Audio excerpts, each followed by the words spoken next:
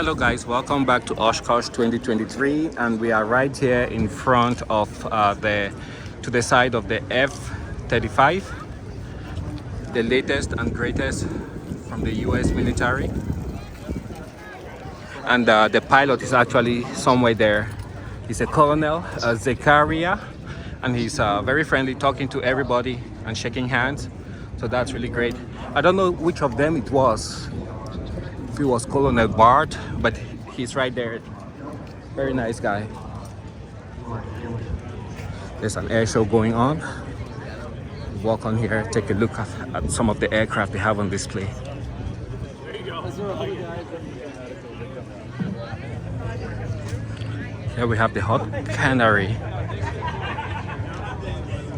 I still ask the question, how do you get in this thing? I don't know if this is the pilot here. I doubt. Let's just keep moving. Spread aviation. Look at that paint scheme.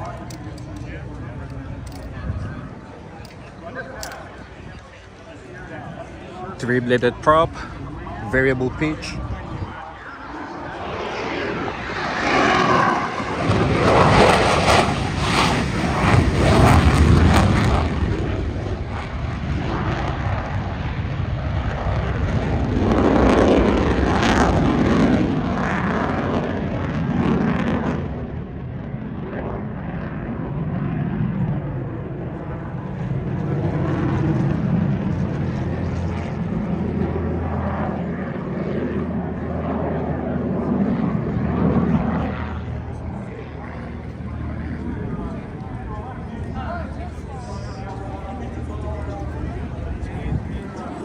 Here we have a Christian Eagle.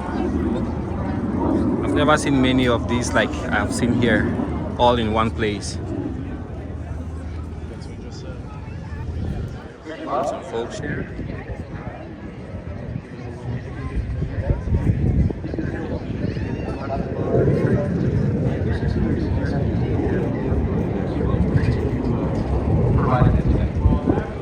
Those afterburners, when they are lit, they sound like thunder. It's an extra engine. Lots of carbon.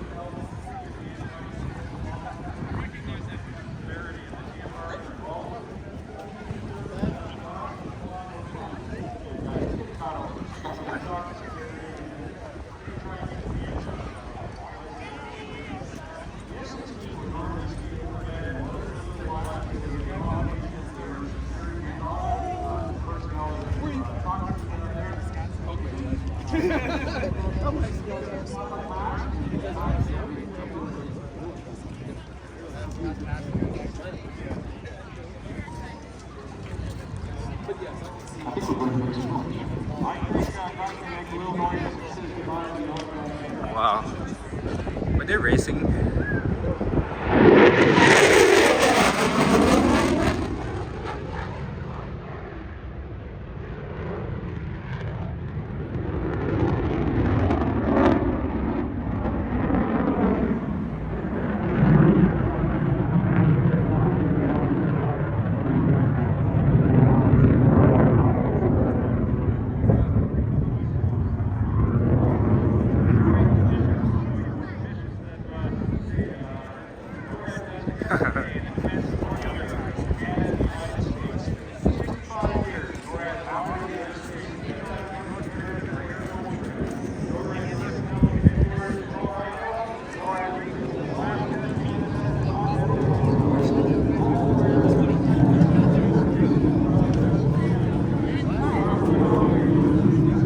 We're gonna head out to the field here and take a look at some more of the aircraft.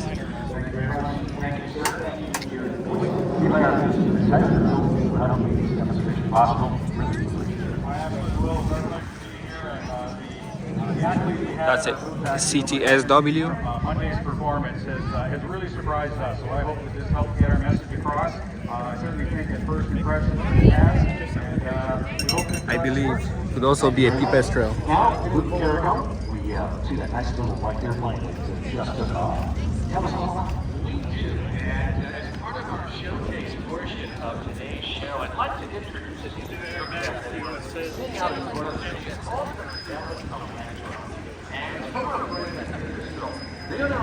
An extra engine. long-term strategy to offer a family of sustainable aircraft, urban air mobility, general aviation, cargo, and special mission roles. Time-certified electric aircraft. Oh, it's the electric aircraft from Pipistrel. Sustainable aviation has arrived with this aircraft. Pipistrel is the very first to certify all electric aircraft, and what that means Should be somewhere there in the pattern. I can't see it. It's too tiny. It's still fairly taboo, and it's a bigger deal here in Europe, but it's a bit of a niche product. But Textron, as a marketing department and their PR clout, can really get this thing pushed forward and be the leader forward here. Super Decathlon. The Velis Electro is a two-seat electric Mark 23 airplane. Is this yours? Certified in the US. So what year is this, and what all have you done? It looks like almost perfect. Well, it's actually a 2005. Oh, no wonder. Yeah, it's almost 18 years old. Okay. But it's in quite good shape. This is American Champion Super Decathlon. Okay. It's a factory-built, certified aerobatic training airplane. Okay. So we use this to train for tail wheel, Okay. aerobatics, Yes. spins, Okay. and upset recovery. And where are you based out of? We're based in Provo, Utah. Oh, Provo, Utah. Yeah, the school is called Pilot Maker. Pilot maker. Okay. And we do all we have 6 Piper Archers, Okay. so we can do private commercial instrument, Okay. and then we have this aircraft plus an extra 300 Oh. that we use for the aerobatics. Wow. What engine do you have in this Super Decathlon? This is a Lycoming IO 360. Oh, okay. IO360. Yeah, it's a 4-cylinder air-cooled engine. Yes. And it has inverted fuel and oil capability. Awesome. Awesome. And I look at the panel. It looks really neat, tidy. Yeah, it's a pretty simple panel. It doesn't have an attitude indicator or a directional gyro.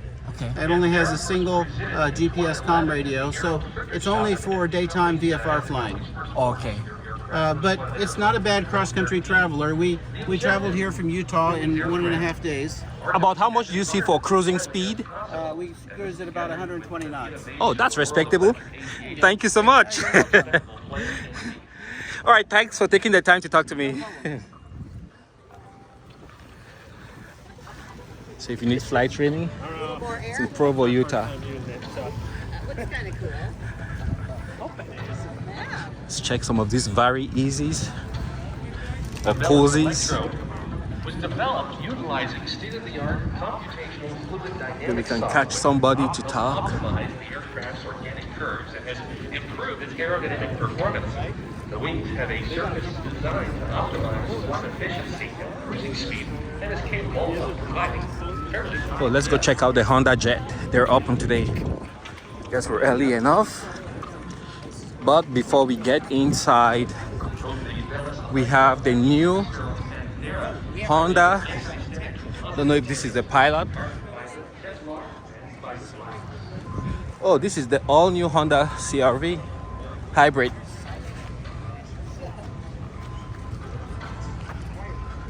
This is a 2023 and the MSRP is $40,000.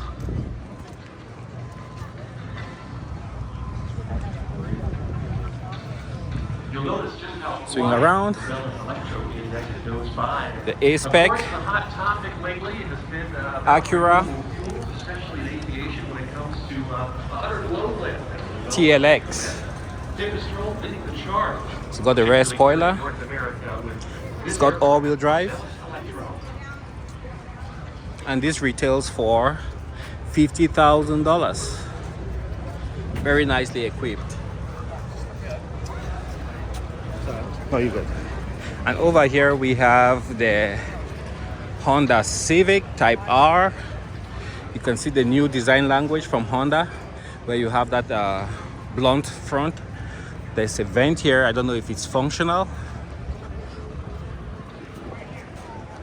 You can see the intercooler at the bottom. Brembo brakes on 19-inch rims.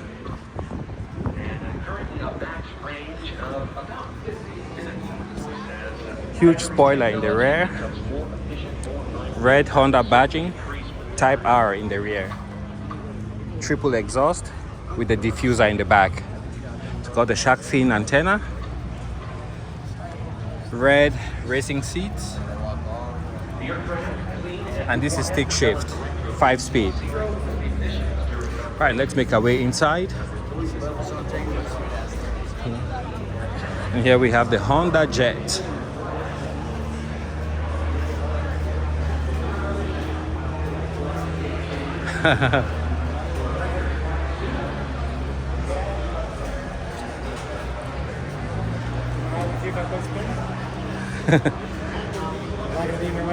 No, go ahead. You good.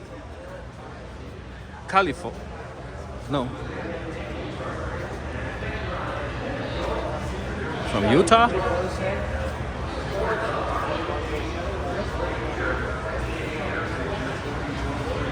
Or am I getting that wrong? Oregon. I said Utah.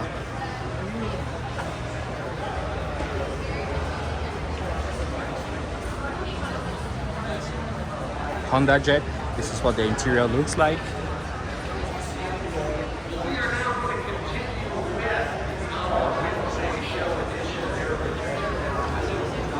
There's the engine.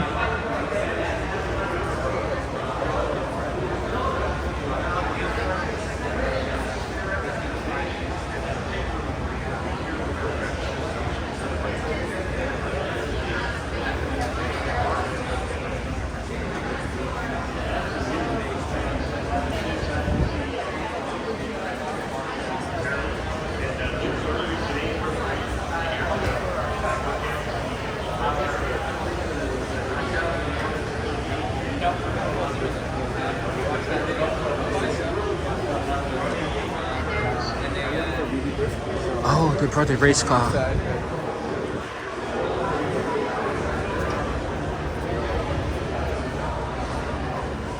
Got carbon fiber everywhere.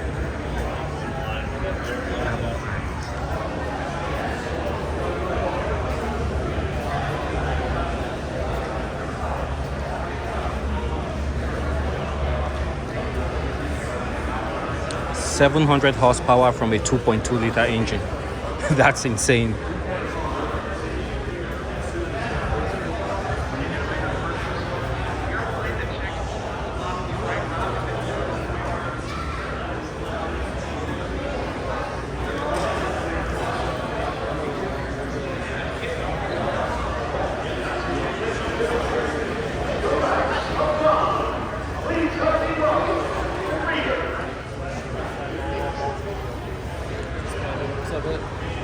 Have the Honda 250.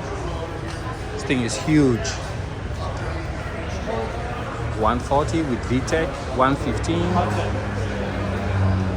25 horsepower, 9.9 horsepower, 30. Whatever size engine you want, you have. I'm sure Honda will have something for you. Back here you have merch.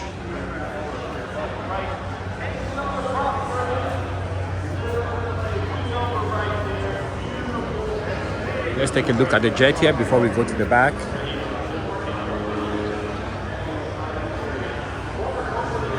Press stand.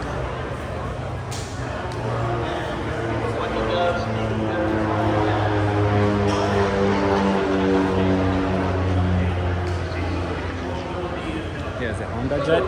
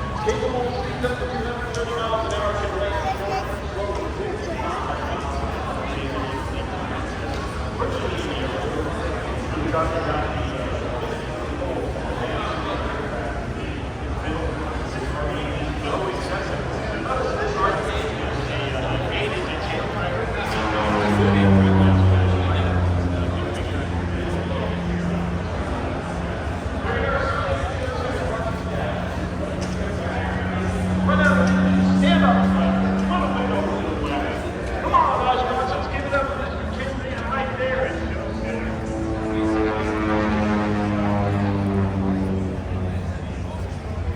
CBR 1000 RR, and this goes for $17,000.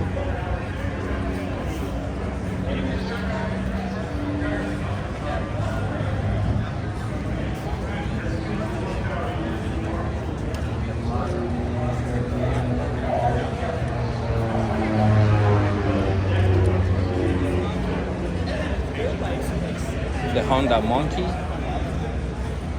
retails for 4,000, MSRP 4,200.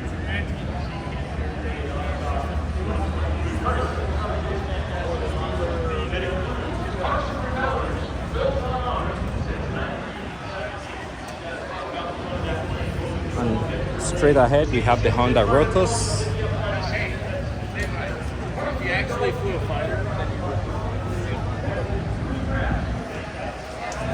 And it retails for, let's take a look here, $3,000.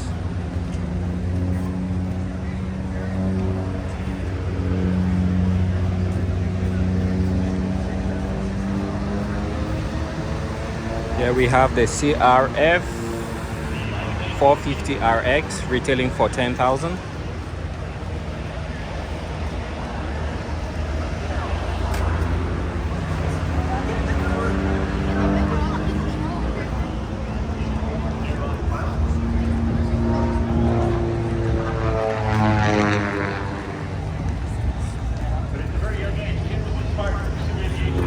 Pioneer 520, which retails for $9,000.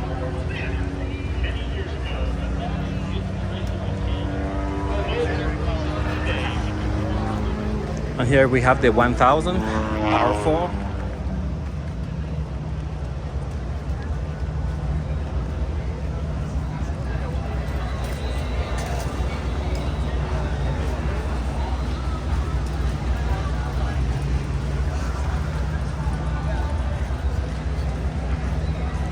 Got paddle shifters. Folks, I heard somebody down here near the announcer stand say, I wonder how many people fits in this aircraft. The RV-8 is actually a two-seat tandem.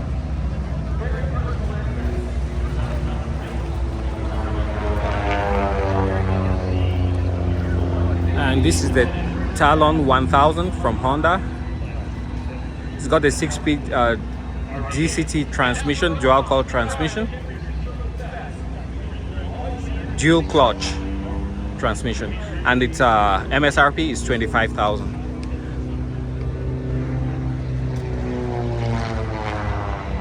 I see the warbirds coming back. Oh, I don't think we saw these.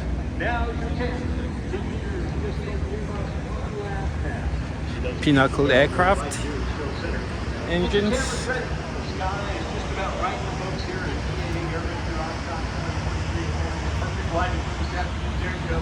Professional photographers tell me it's the perfect chance to get a shot. I hope you got one. Please help me today, Mr. Junior, the RV-8.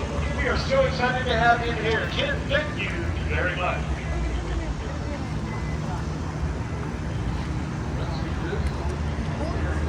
Looks like it's from France. It really showcased the aerobatic capabilities of the I've had the chance Let's take a look in here.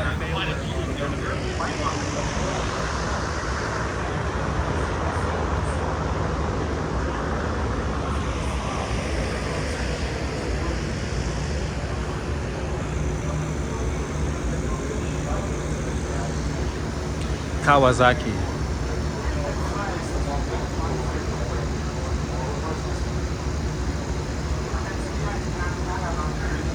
They're hoping to have this approved by 2035, about 12, 15 years from now. Hello. And I think this is the engine from the H2, the motorcycle. It's got a turbo. So that's a prototype? A mock-up, okay. They have a prototype for the testing purpose, but that is a mock-up here. Okay. For the show. Okay. Yeah. And if you have a question, please go and talk to maybe that gentleman from white shirt. Yes. That aircraft. Okay. You will mostly here for the engine? Yeah, I work for Kawasaki for the engine. So yeah, we supply the engine. Ah, okay, okay. Cool. Thanks.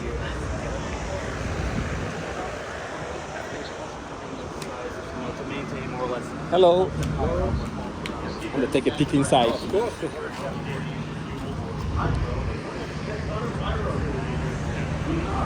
So you have the stairs to get inside. Sitting for two back there. LED lights. And up front, I believe they should be able to add more seats right here and make this a 6-seater. Judging by the size, I would imagine that this would be certified for single pilot operations.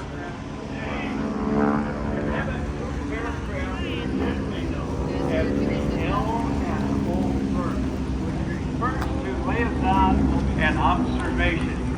Now the aircraft that were involved in Need oil? World War II and that They're having a special here. were general aviation aircraft that were adapted to military use by several modifications. Although the wingspan and the horsepower remained the same, the visibility out the windows, more plexiglass was added. Sometimes pressure capabilities were added to these aircraft.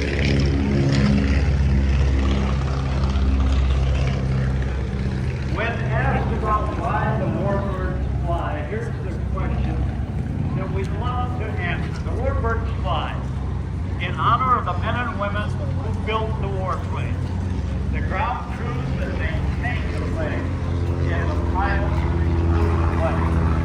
On your mandatory visit down to the warbird area, when you admire these aircraft and you see some of the owners, operators, and pilots standing by, just thank them because they are volunteers here in Oshkosh. Temporary stewards of these national treasures. They represent the members of their the Yankee Air Force, the Warbirds of America.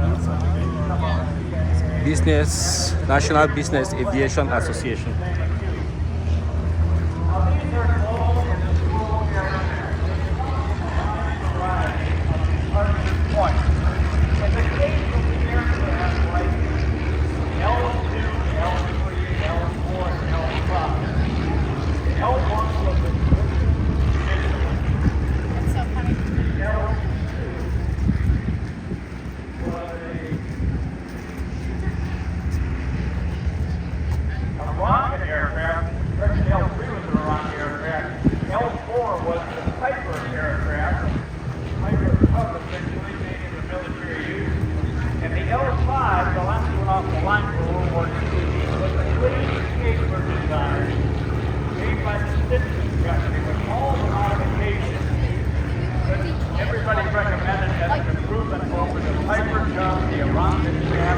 And the tailor craft, training aircraft, little 55 horsepower aircraft.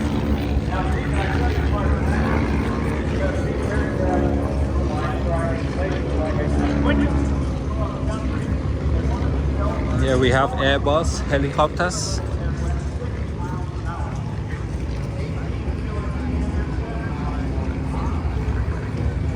So I think Eurocopter became Airbus helicopters. This guy does stunts, so everything is upside down. Pylon aviation.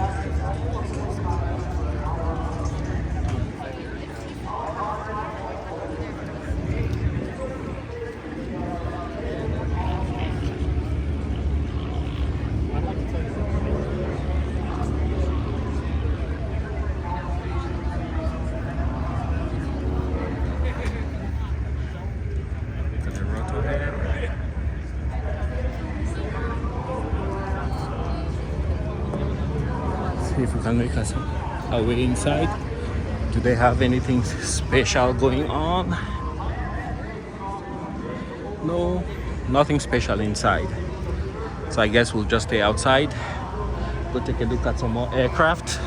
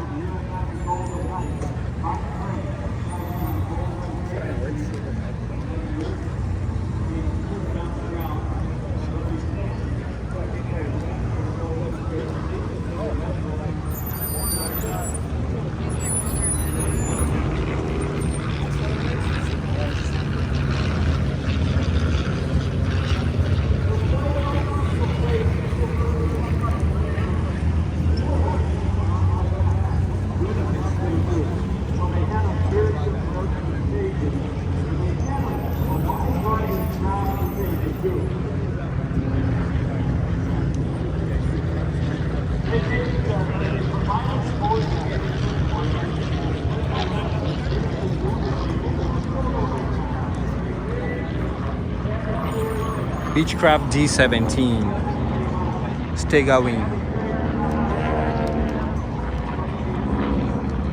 And here you have a Piper Tri-Pacer.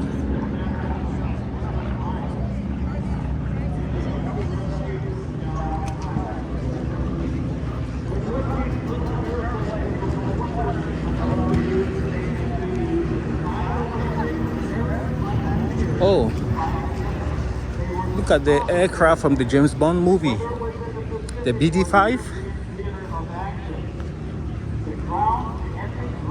Oh, I can't believe somebody actually flew this thing.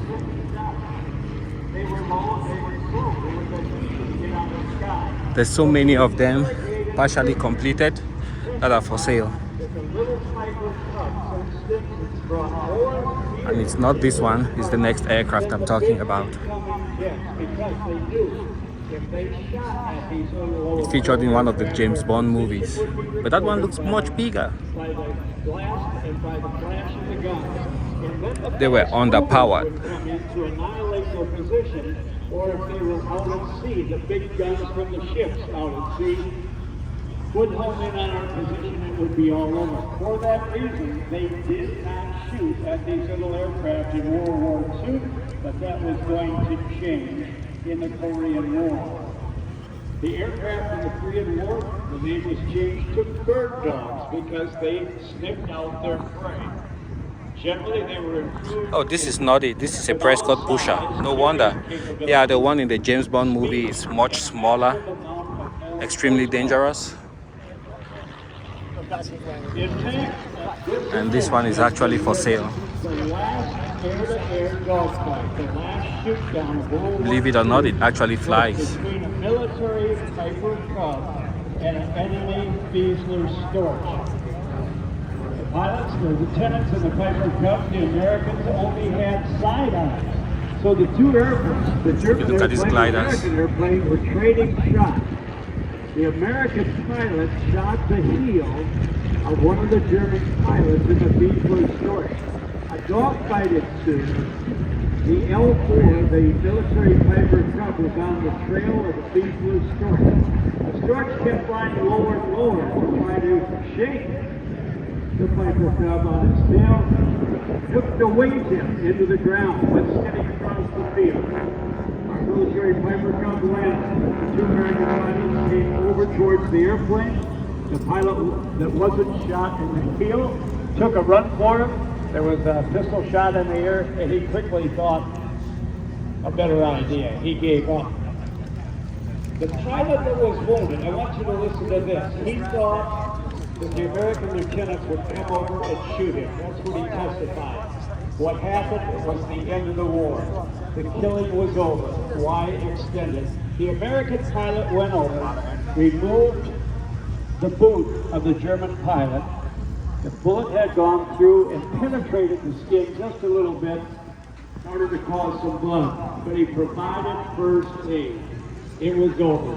Why have any more killing? The last air-to-air combat